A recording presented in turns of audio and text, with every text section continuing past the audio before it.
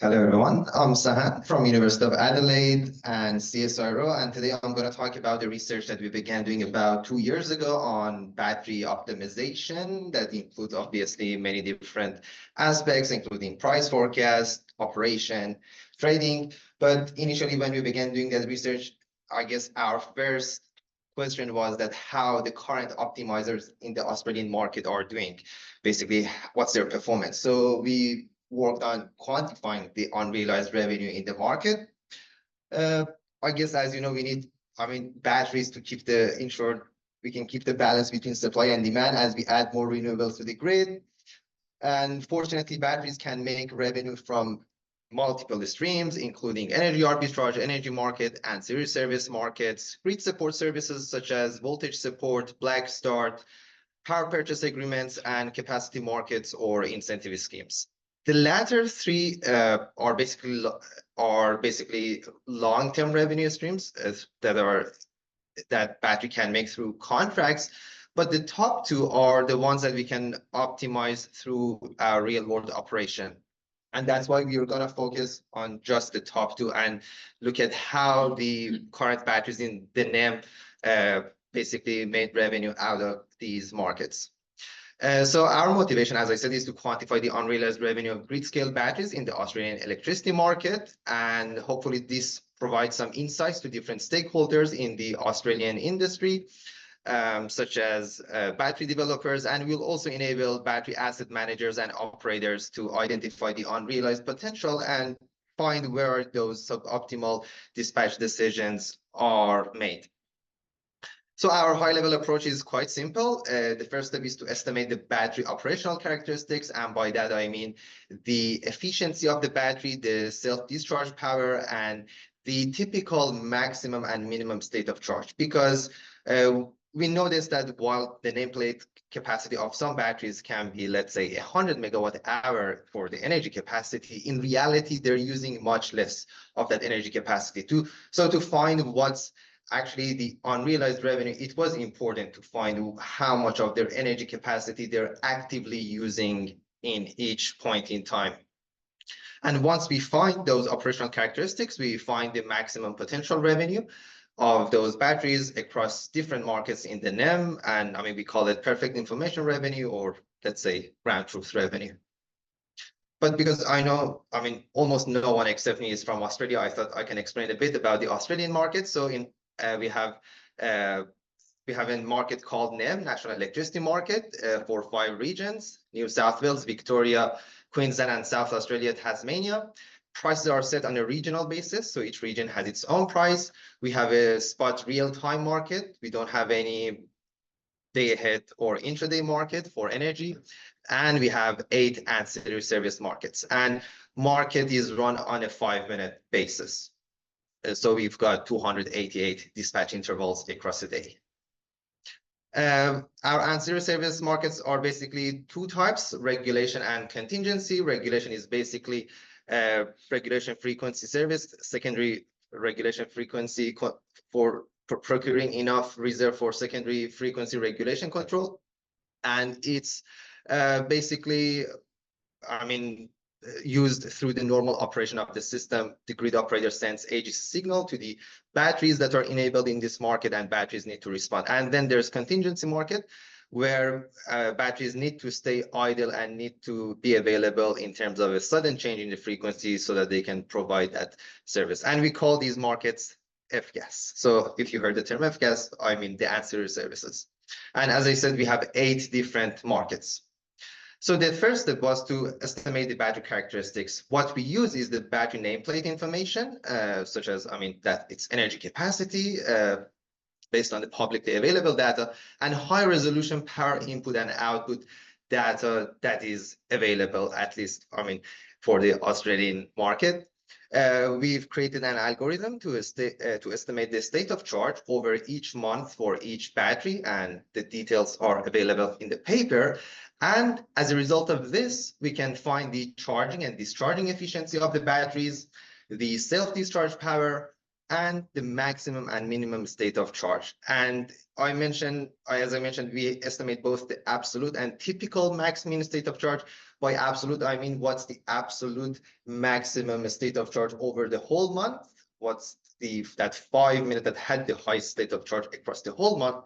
But the typical one is basically the median of daily maximum state of charge. Basically, what's that typical state of charge range for the battery? And for the, I mean, and in this case, for as our input data, we use the 4-second telemeter data of the batteries, which is available through Australian grid operators public database, AMO. So this is the result of the using this algorithm for a specific battery, Walgrove battery, 50 megawatt in New South Wales. What you're seeing here is the estimated state of charge using our algorithm. And so this shows the estimated, the dashed red line, and the actual is basically found. I mean, the actual state of charge of this battery is actually publicly available. So and it is basically out of its battery management system. So what we can see here is that there is a good alignment between our estimated state of charge and actual state of charge of this battery for the first 6 months of 2023. But what's most important for us is the typical state of charge range of the battery. So we compared how the typical state of charge range would be if we used actual data compared to our estimations. And we can see that there is, again, a good alignment. And in fact, our estimations are a bit more conservative compared to the actual data. And we did it for 5 other batteries as well, because we wanted to, as I said, determine what's the unrealized revenue of these batteries in the net for the first 6 months of 2023. So here you're looking at the round trip efficiency of these batteries and the typical and absolute state of charge range of different batteries. And what we can clearly see here is that the efficiency changes across different months, and more importantly, the typical state of charge for different batteries changes across different months. So this shows that if we went with a, let's say, fixed value for the state of charge range for the whole period, the results wouldn't be accurate. So the next step is to determine the unrealized revenue. And the first step is to determine the actual revenue of the battery. Again, we use the historical telemeter data of the batteries, the energy and F-gas prices, and market dispatch data to determine the energy and F-gas revenue for these batteries. Again, all this data is publicly available on AMO's website. And then we compare to the potential revenue, which is basically the theoretical maximum potential, which is obtained by finding the optimal operation of batteries under perfect information about the future. So our battery operation simulations are, I mean, not that complicated. We used a milk-based model predictive control. Our look-ahead horizon was 24 hours. And in short, this is how it looked like. We looked into 24 hours ahead, 288 dispatch intervals. We found what's the optimal battery operation. The decision for the immediate 5 minute is binding. We cannot change it, but at every 5 minutes, we redid this optimization and found basically the rebid the offers for energy and F-gas markets. And I mean, to do basically this comparison accurately, we considered many factors to ensure that it resembles the real world operation of the batteries in the market. I won't go through all the details. I mean, you can find all of them in the paper. But for example, we ensure that the total amount of F-gas enablement is limited to the actual enablement. For the battery, we ensure that we consider all joint energy F-gas and F-gas trapezium constraints, which are basically the regulatory constraints that the battery need to ensure when they bid across different markets in the NEM. Battery utilization is considered when they participate in regulation F-gas, because, as I said, different to contingency in regulation, batteries will be utilized, and that has an impact on their battery throughput. And battery throughput is obviously limited to its actual based on, I mean, over that period. And we considered, again, those typical maximum state of charge, the efficiency, and all this is based on the actual telemeter data that was available. So the milk model for battery optimization, again, is not that complicated. We maximize revenue in energy and F-gas markets for the next 24 hours, and it is subject to battery state of charge constraints, power constraints, F-gas related constraints, such as the one that I mentioned in the previous slide, and battery utilization constraints that make sure the battery is utilized lower or similar to its actual operation. And the solution basically is optimal bits for the next 24 hours, but in reality, only the immediate 5-minute decisions would be binding for different markets. And this is the result, for example, for 2 of the batteries that I mentioned. So what you're looking at here is the laser pointer isn't working. Yes. So what you're looking at here is the actual revenue of the battery in this bar chart, and here the perfect information revenue in regulation F-gas, contingency F-gas, and energy. And this is showing basically the ratio of energy of actual revenue to the perfect information revenue, which we call the performance of the battery for each month. So as you can see, the F-gas revenue in the case of perfect information is almost around the same range, but there is a big difference in the energy revenue because of the price spikes that happen in the energy market in different months of the year. And this is obviously the results for all batteries, but I won't get into the details of this one.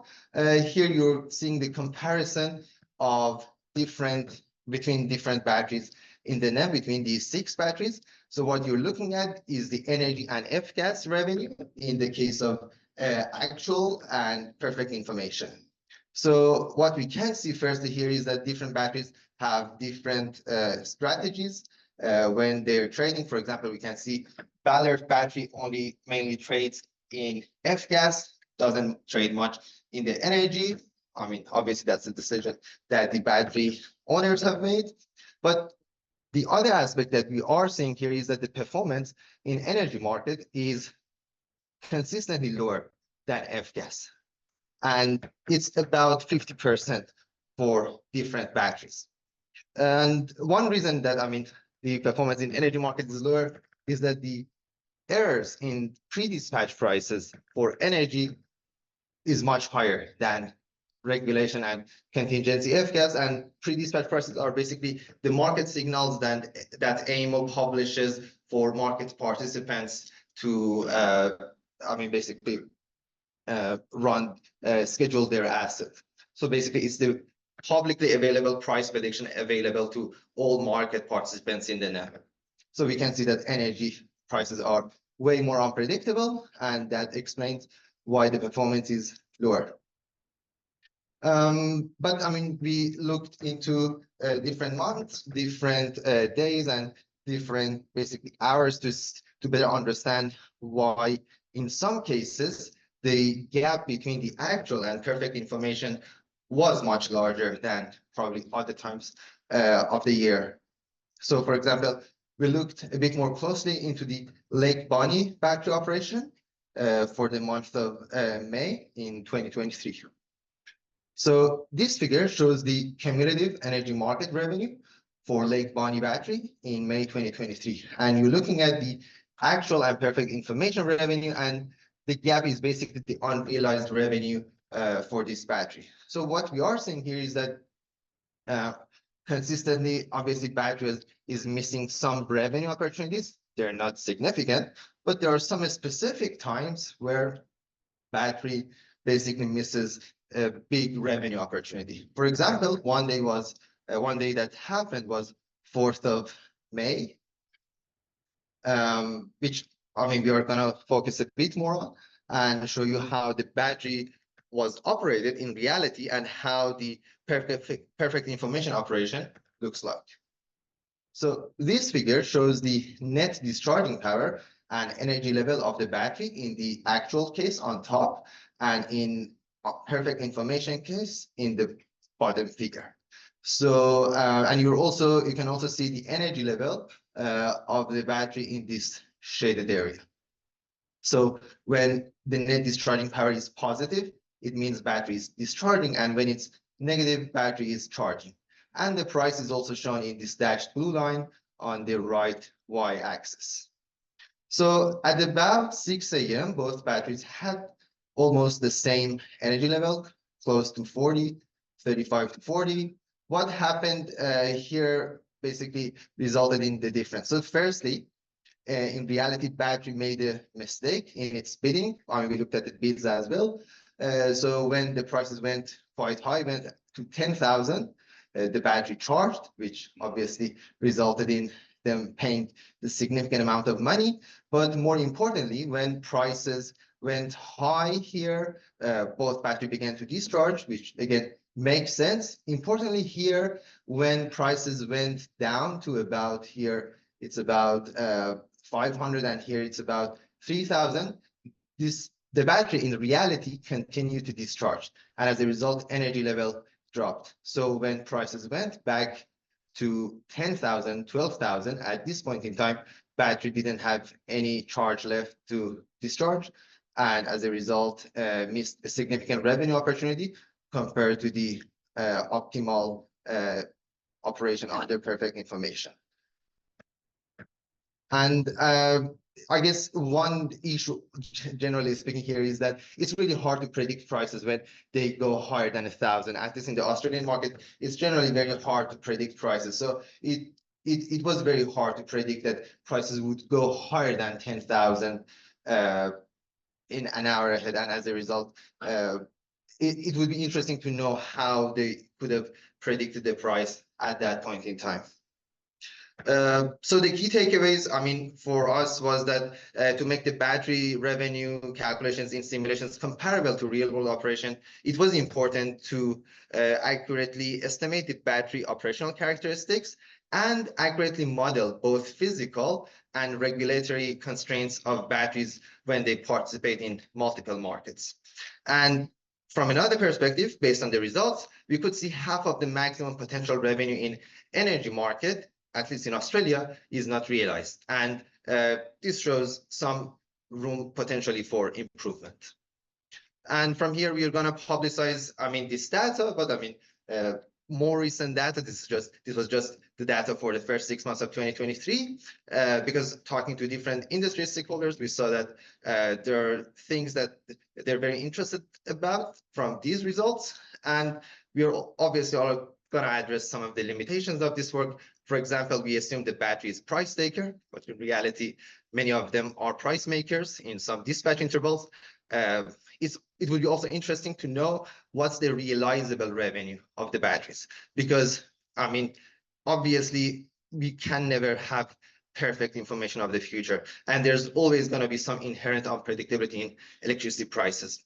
And lastly, we should also consider the impact of varying efficiency and self-discharge current and even available energy capacity for the batteries at different points in time.